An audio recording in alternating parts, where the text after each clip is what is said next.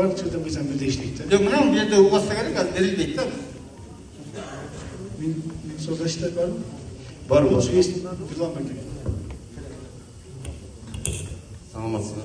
Берлан Байгеншоков, эмгек, социалдык камсыздоо миграция министринин орун басары. Сиздер азыр жер боюнча маселени көтөрүп атасыздар деди. Жерди бөлүп берүү боюнча. Турак жайга берип атабыз. Биз аны снимай албайбыз да. Жергиликтүү неме бийлик караш керек. Сиз жерди бөлүп берүү, айыптарга бөлүп бербейт, башкалар бөлүп берип атат атасызбы? Жанагы 177-чи жобо түзүлдү да, өкмөт тарабынан ошондо жазылып турат.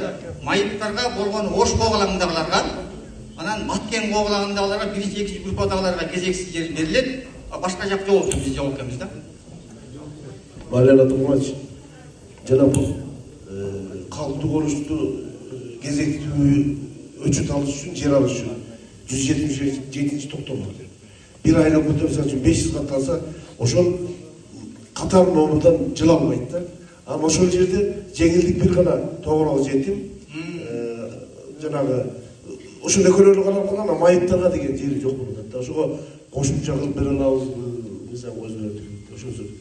Эгерде бул мыйзам болсо берсеңиз биз карап көрөлү. Макул? Бериңизчи, биз катабыз ошол. Ошону сурап жакта шаштырып атышат. Бул азыр жана скважиналар иштетип атпайбы? Ошондо өзүңүзгө да кайсы бир кезиккенде коммерческий болбош керек, ал жерде бир мындай бир завод болбосо, ишкана болбосо дедиңиз эле да.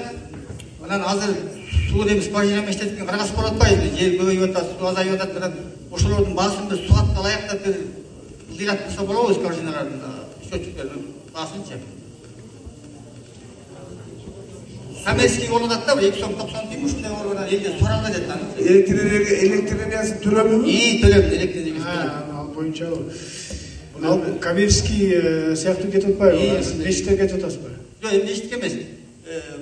Скважиналар эмес, сугатта пайдаланган скважиналар. Социальный өзүнчө бир статья деп мен киргизгем, туура. Ал жерге социалдык муктаждыкка байланыштуу, же болбосо азыркы сиз айткан суу болобу, башка болобу, айтор коммерция эместерге өзүнчө тариф кою боюнча мыйзам чыгарганбыз. Ал кабыл алына элек. Кабыл алып калса анда болот. Бирок мен аны иштеп атам анын үстүндө.